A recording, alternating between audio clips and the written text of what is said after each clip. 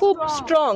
ও উল্টা মানুষজনকে, আমরা ডিপ্রেশনে থাকলে আমাদেরকে বুঝাইতো যে ডিপ্রেশনে থাকার কি আছে, একটাই জীবন, মানে ও করবে এটা মানে আনবিলিভেবল ছিল। তো আমি প্রথমে দেখলাম যে ও ঘুমাইলে যেরকম, ও তো সুন্দর, ঘুমাইলে যেরকম ওভাবে শুয়ে আছে। তো আমি অনেকক্ষণ ডাকলাম, আমি ওর পালস দেখলাম পালস নাই।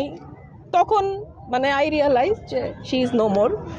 যাই হোক, তো এটা পরে আমি অ্যাসিস্ট্যান্টকে যখন জিজ্ঞেস করলাম, অ্যাসিস্ট্যান্ট, আমি মাঝখানে কিছু জানি না কি হয়েছে, অ্যাসিস্ট্যান্ট বললো যে ওকে আমি জিজ্ঞেস করছি যে তোমাকে কে জানাইছে, বলে আমি ঢুকতে অলরেডি ঝুলে গেছে। আমি তোমাকে কে জানাইছে, তুমি তো এমনি জানো নাই, নিশ্চয়ই ওকে কেউ জানাইছে, নাহলে ও পাশের রুম থেকে কিভাবে জানবে যে ঝুলে গেছে।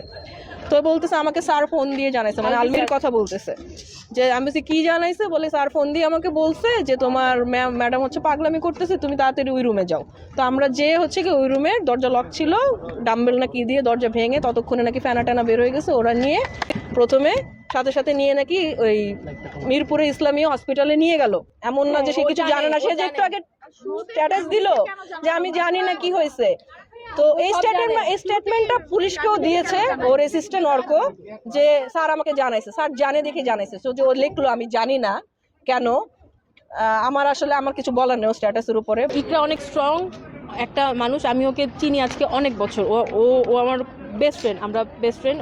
ও কখনো এগুলা করার কথা না, ও এরকমই না। ও বরং অনেক ডিপ্রেশনে থাকা মানুষকে ও নিজে কাউন্সিল করে নর্মাল লাইফে আনছে, এরকম অনেক আছে। সুইসাইড